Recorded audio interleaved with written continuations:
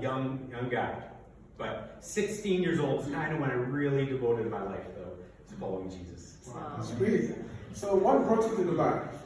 Yeah, so I came to Dubai because I was a pastor in Canada, and that's where I'm from, Canada. And we basically, from when I was a young adult, I remember being 20 years old, and I got to go on a trip to multiple countries in the Middle East. I got to go to Iran and Turkey. I moved on from that, and I remember there was a point growing up where I thought maybe I'll be a programmer, like a computer coder. That was back in the day when not many people were doing it, and so I was thinking that. And then I pulled a 180, and I was like, no, I'm not going to do that. I'm going to be a musician because I like to play the trumpet and the guitar.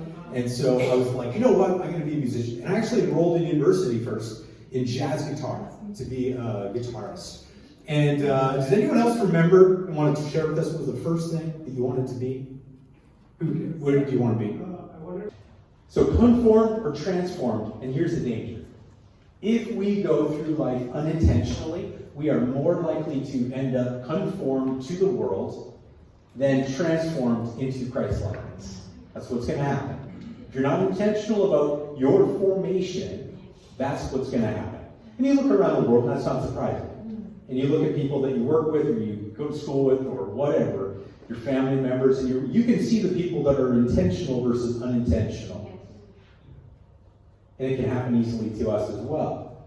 So I want you to just tell me, or think about for yourself, what are over the past year, because here's the reality, you're a different person today than you were a year ago. Yes. Do you see that? Yes. Yeah. Maybe it's hard for you to see actually right now because it happens slowly. But I bet if other people talked about you and they saw you who you were, they'd be able to say, last year you were like this. Yes. This year you're a little bit different. So over the past year, can you identify what are the most significant influences in your formation?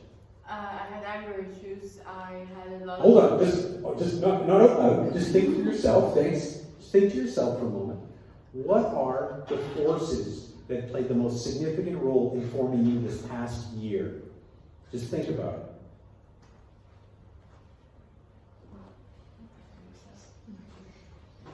If you're willing, tell the person or in your group there, tell them, what is it that you think formed you most significantly? Or what are some of those forces that formed you as a person this last year?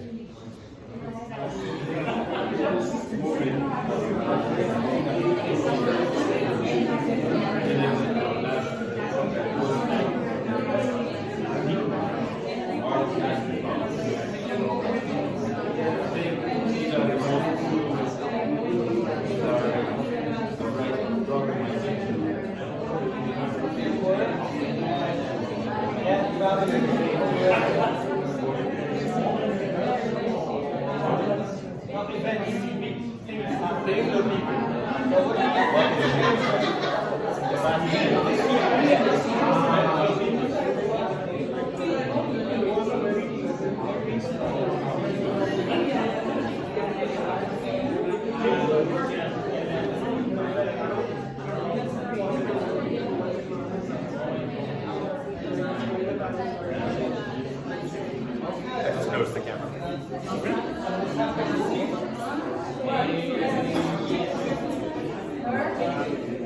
All right, now I'm guessing for some of you, your formation, who you became over this last year was because of some people in your life. Maybe there was a friend, maybe it was this community, maybe it was your small group, maybe it was a family member, and their input into your life has formed you in this past year. For some of you, maybe it was an experience that you had that just like rocked your worlds, that just changed course, and you're a different person becoming. One of the things that's interesting, there's been studies on this done. Did you know that even the city you live in can form you into a different kind of person? So if you live in a city, there's studies done apparently about New York City, where people over time, when they live in New York City, after a certain amount of time, naturally, you just begin walking faster. Because it's a fast-paced city. The reality is that living in Dubai, if you've been here for the full year, or maybe been here a lot longer, but your time in Dubai has formed you into a certain sort of person. Your interactions with people, what it's like driving on the road, how you shop and how you get food. It's all of the delivery service life here in Dubai has formed us into very lazy people. Am I right? Yeah. I don't remember the last time I actually went to a grocery store. The grocery store comes to me, right? So the city we live in has actually formed you a lot. Dubai's formed you in the last year. So it's important for us to realize this because what we need is to be more intentional, guys, about our formation. Yes. We need to be intentional. We need to think specifically about what am I going to allow to form me. It just boggles me that we plan so much of our lives. Show me, who's a student of some sort right now? Me. 1, 2, 3, 4. Okay, not a lot, 5. So there's some students right now. Listen, if you want to graduate, you've got a plan for that. Right? You've got a plan of what classes I'm going to take, how am I going to pay for this. You got to make a plan. When am I going to study? Am I going to study? To graduate. You got a plan. Some of you may be like fitness nuts, right? You love to be in good shape, right? And some of you guys are smiling. Yeah, I look so good. It's like, how did you end up like that? How did you end up like that? You planned for it, right? You planned when you're going to go to the gym, how much you're going to exercise, what you're going to eat, when you're going to eat, what you're not going to eat. You made a plan. We make plans for everything in life, but the reality is that so many of us don't have a plan for how we are going to grow spiritually. We don't have a plan. We have a desire, but we don't have a plan. Am I right? And so what we need is to know what we want to become. That's what we need, and we need to develop a plan for becoming that person.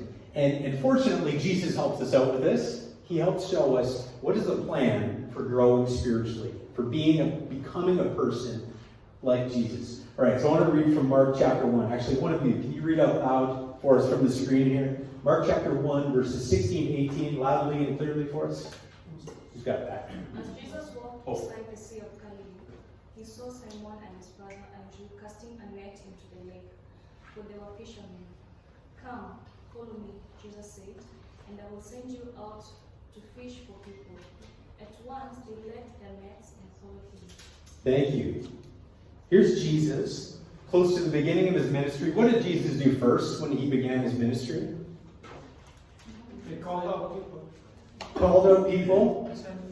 Well, he began preaching and healing, right? He began teaching about the kingdom of God and healing people. But soon after, he said, you know what, I'm not going to do this alone. And what he did is he went out and he found a group of men to follow him. This is what he did. What stands out to you from this passage? As you read this, what's just a phrase or an idea that stands out to you? He called them fishers of men. Fishers of men. Yeah. What else? Come. Come. So why does that stand out to you? What's significant about that? It's an invitation. Yeah. So Jesus invites him. So I might invite people to do things or come over to my house. So what's significant about this? Yes. So yeah, I think that should stand out to us, right? Immediately, they dropped their nets. At once it says they left their nets and followed him. Like that's pretty remarkable, isn't it? These guys, these are young guys. They were fishermen. That was their profession. Just like their father was a fisherman. They had their job. This is how they make a living. This is how they live. And all of a sudden, they just dropped the nets. Now, who is Jesus seen to be by these guys? When they saw Jesus, what did they see? What type of guy? They didn't know yet he was the Son of God. What did they see? A teacher. A teacher. What they saw was actually a rabbi. Right? So the first century, a rabbi was a teacher of the scriptures, of the Jewish way of life. And for a rabbi to call someone, come, follow me, what did he mean by that? What did he mean? Let me lead you. Be part of my group. Be a part of my group, let me lead you. Be my student. Sorry? Be my student. Be my student. Okay. Now when you think about students in our world today, what is a student? Exams. It's a PTSD for some of us. Right? So exams, you're sitting in a classroom, the teacher at the front, you got assignments, you got readings to do, but your teacher is just kind of that person up there that either lets you pass or fail. And the job of the teacher is just to impart the knowledge into your brain, right? That's not what a rabbi was. A rabbi was different. See, a first century rabbi, what he would do is he would invite people to become his disciples. That's where we get this word disciple from. And a disciple, I think the better term for us to understand it today is an apprentice. An apprentice, not a student, because what we think of students, but an apprentice. And this is what an apprentice had as their aim in the first century. Firstly, this, to be with their rabbi. It wasn't just to come to his class, to show up once a week and listen to him. It was actually to be in a close relationship with the rabbi. So come follow me, man. Come be with me in my inner presence. Okay? Secondly, the goal of an apprentice was to become like their rabbi. To become like them. So when they looked at the rabbi and they looked at the sort of inner character that rabbi had, the goal of the apprentice was actually to become like that person. Not just to know what the rabbi knew, although that was part of it, but actually to become like that person. Okay? See the difference? And thirdly, to become capable of doing what the rabbi could do. So apprenticeship is a much better model for understanding what Jesus meant when he invited people to follow him. And so that is the first century. And on social media, I despise the term follower. Can anyone guess why? Why? Yeah. Because following means like you're incapable of doing it. You will not learn anything. You're just like being led. Whereas like internship means you're off to become something more. Yeah. Good. Because when you, like whether it's TikTok or Instagram or Facebook or whatever you guys use, I don't know. Influencers and people have what they call followers on all these platforms. And if you're a follower, what do you give to the You're person? following them. Supporting. You're supporting. What does that mean though? What do they get out of it? They get likes and money, right? And what do you get out of it? Well, if you didn't get anything, you wouldn't follow them, would you? Maybe a sense of entertainment. Sometimes you learn something. Maybe some knowledge. Maybe if they're a good, there's someone smart, maybe you'll get something. Maybe they're funny, you'll get some laughs. Maybe they'll teach you how to cut a mango better or something. It's like practical life skills.